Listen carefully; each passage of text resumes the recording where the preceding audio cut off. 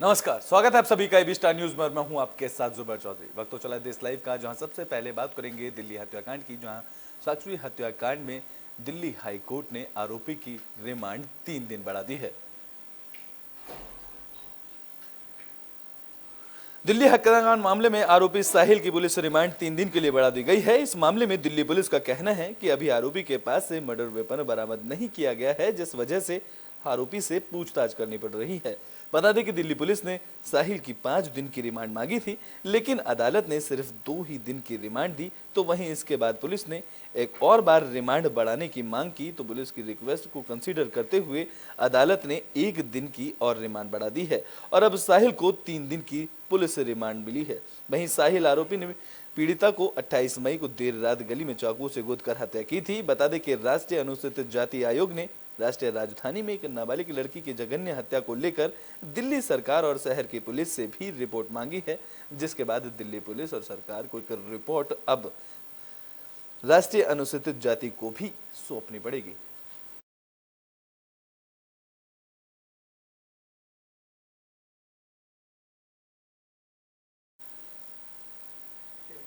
तो ब्रिटेन में बात कर लेते हैं इंडो नेपाल ट्रेन की, जो भारत से नेपाल तक जाएगी, जिसका उद्घाटन प्रधानमंत्री नरेंद्र मोदी करेंगे।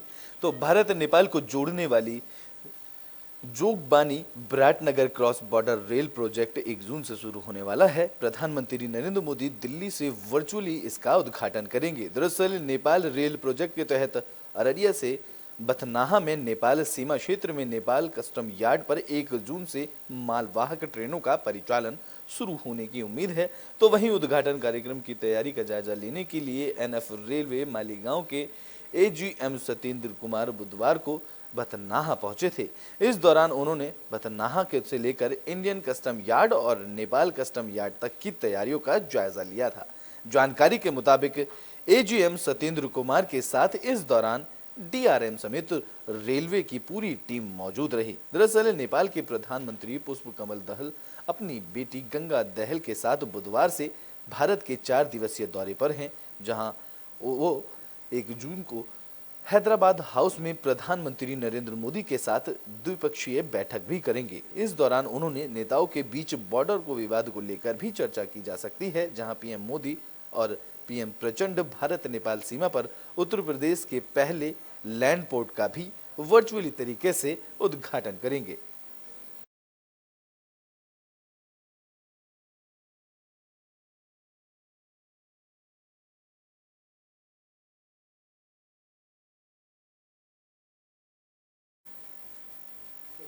तो ब्रिटेन में बात कर लेते हैं कांग्रेस नेता राहुल गांधी की, जिन्होंने अमेरिका में अलग अलग बयान दिए हैं। इस दौरान अमेरिका में उन्होंने पेगासस का मुद्दा भी छेड़ा है। तो कांग्रेस लीडर राहुल गांधी 6 दिन के अमेरिका दौरे पर गए हैं, जहां सिलिकॉन वैली में बुधवार को एआई क्षेत्र में स्टार्टअप शुरू करने वाली कई बिजनेसमैन से उन्होंने मुलाकात की। इस दौरान पेगासस स्पाईवेयर पर भी चर्चा करते हुए राहुल गांधी ने इसका मुद्दा उठाया, जहां पेगासस के मुद्दे पर उन्होंने कहा है कि मुझे पता है कि मेरा फोन टैप हो रहा है। इसके बाद उन्होंने अपना फोन उठाया और बोले, हेलो मोदी जी। उन्होंने इस तरह पीएम मोदी पर तंज कसा। बता दें कि यात्रा के दौरान बुधवार शाम को राहुल गांधी स्टैनफोर्ड यूनिवर्सिटी पहुंचे, जहां उन्होंने छात्रों से कहा कि भारत में लोकतंत्र को लेकर जंग छिड़ी हुई है। कोई भी संस्था अपने मुताबिक काम नहीं कर पा रही है। लोकतंत्र का मतलब सिर्फ विपक्ष का होना नहीं होता है, बल्कि लोकतंत्र का मतलब होता है कि संस्थाएं विपक्ष का साथ दें, लेकिन हमारे देश में संस्थाएं किसी और के हाथ में जा चुकी हैं।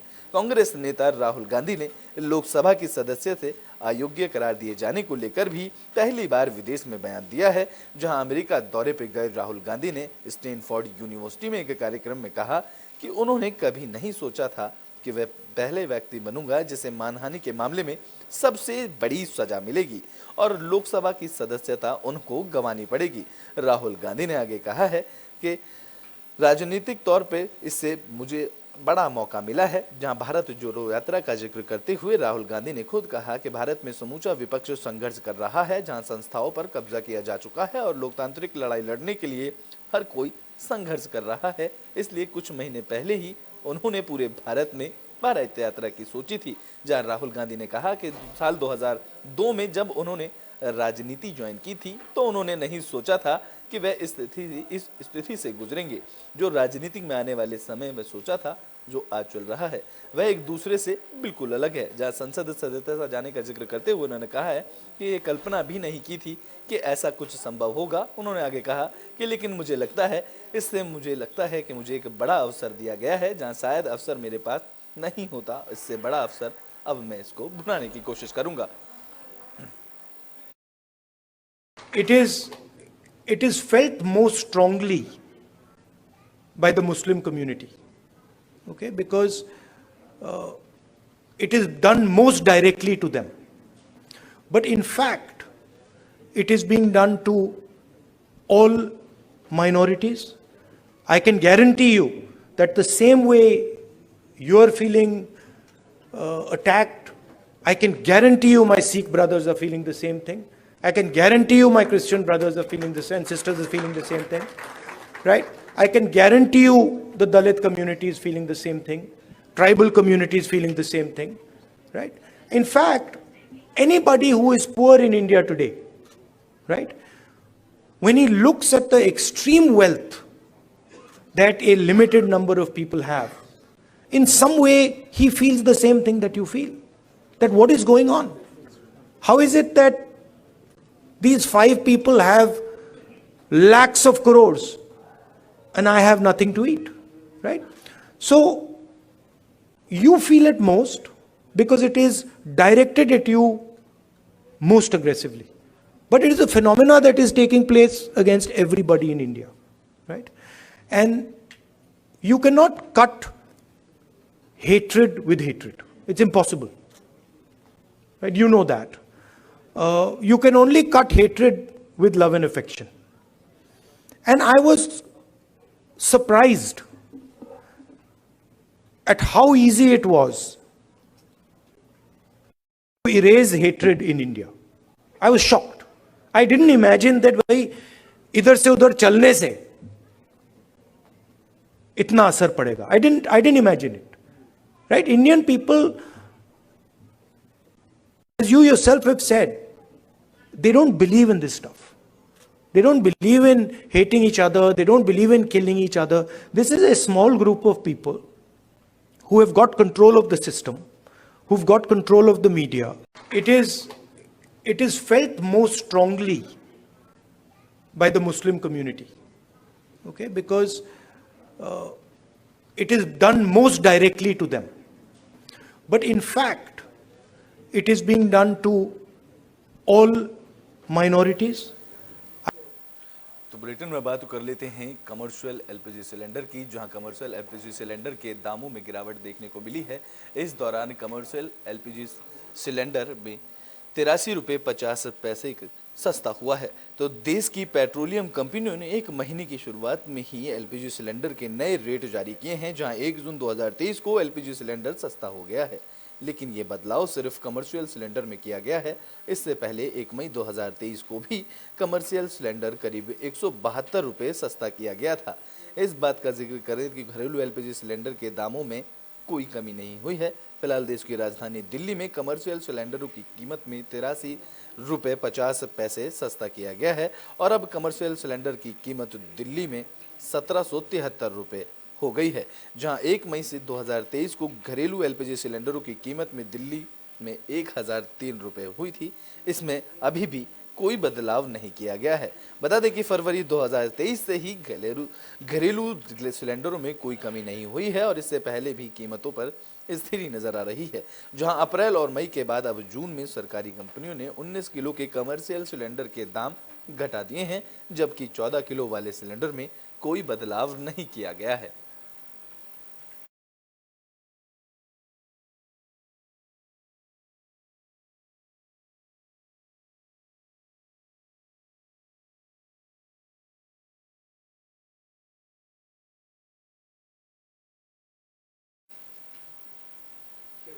तो बुलेटिन में बात कर लेते हैं राजस्थान की, जहां सीएम अशोक गहलोत ने बड़ा बयान दिया है। इस दौरान बिजली में कटौती को लेकर अशोक गहलोत की तरफ से बड़ी घोषणा की गई है।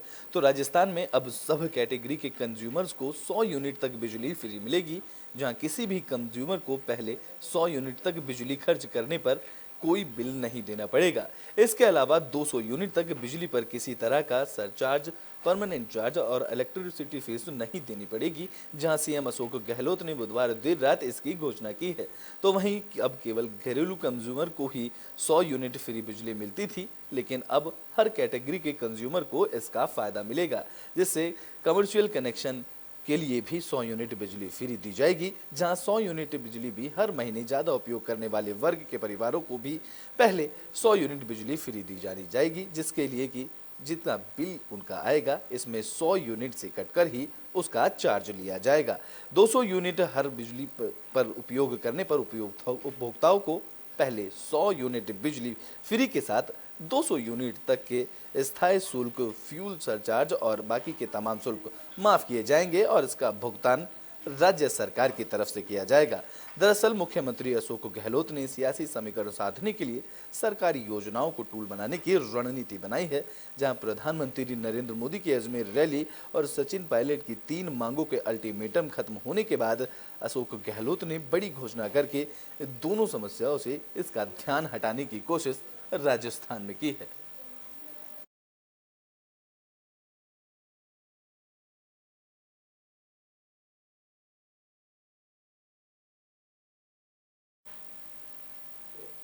तो बुलेटिन में बात गुजरात की कर लेते हैं, जहां समुद्र में डूबे 4 युवकों को बीजेपी विधायक ने बचाया है, जिनमें से एक की मौत हो गई है। तो गुजरात में भारतीय जनता पार्टी के विधायक हीरा सोलंकी ने अपनी जान जोखिम में डालकर 3 युवकों को समुद्र में डूबने से बचाया है।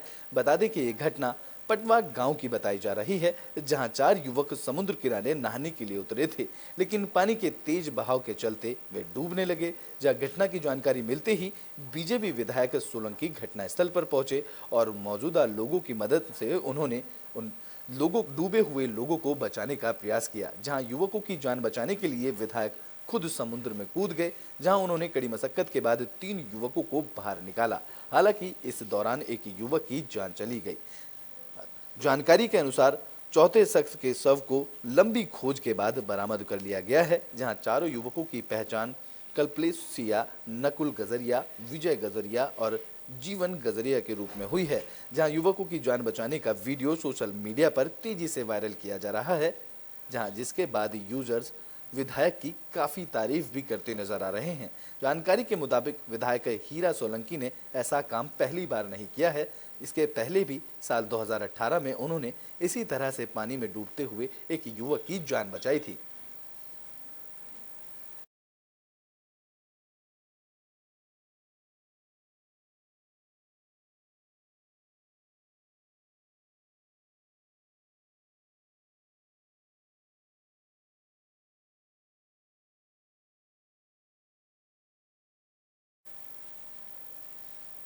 तो बुलेटिन में बात जम्मू कश्मीर की कर लेते हैं, जहां बीएसएफ के जवानों ने पाकिस्तानी घुसपैठियों को ढेर कर दिया है। तो जम्मू कश्मीर के सांबा इलाके में लगी सीमा पर सीमा सुरक्षा बल ने पाकिस्तान के आतंकी मंसूबों को फेल कर दिया है। जहां बीएसएफ के जम्मू ट्रांस में सीमा पर पार करने की कोशिश कर रहे एक पाकिस्तानी घुसपैठिए को ढेर कर दिया है। इस दौरान बीएसएफ ने जानकारी देते हुए बताया है कि गुरुवार को सुबह जवानों ने सांभा इलाके में पाकिस्तान की तरफ से अंतर्राष्ट्रीय सीमा पर संदिग्ध गतिविधियां देखी, जिसके बाद सैनिकों ने उसे ललकारा, लेकिन वह सीमा की ओर बढ़ता रहा, जिसके बाद जवानों ने उसे निशाना बनाकर फायर किया, जिसमें वह मारा गया। अधिकारियों ने बताया है कि यह घटना देर रात सांभा सेक्टर के मूंगचक सीमा चौकी के पास हुई है, जहां सीमा सुरक्षा बल के प्रवक्ता ने कहा है कि 1 जून सुबह बीएसएफ के जवानों ने सांभा इलाके में पाकिस्तान की तरफ से अंतर्राष्ट्रीय सीमा पर आने वाले एक युवक की संदिग्ध गतिविधियां देखी। जहां प्रवक्ता ने बताया कि जवानों ने उसे रोकने की कोशिश की, लेकिन वे सीमा की ओर बढ़ता रहा, जहां इसके बाद सैनिकों को गोलियां चलानी पड़ी, जिसमें उसकी मौत हो गई है। उन्होंने बताया कि शव को अग्रिम इलाके में होने के कारण बीएसएफ ने सांबा सेक्टर में अंतर्राष्ट्रीय सीमा पर तलाश अभियान शुरू किया है।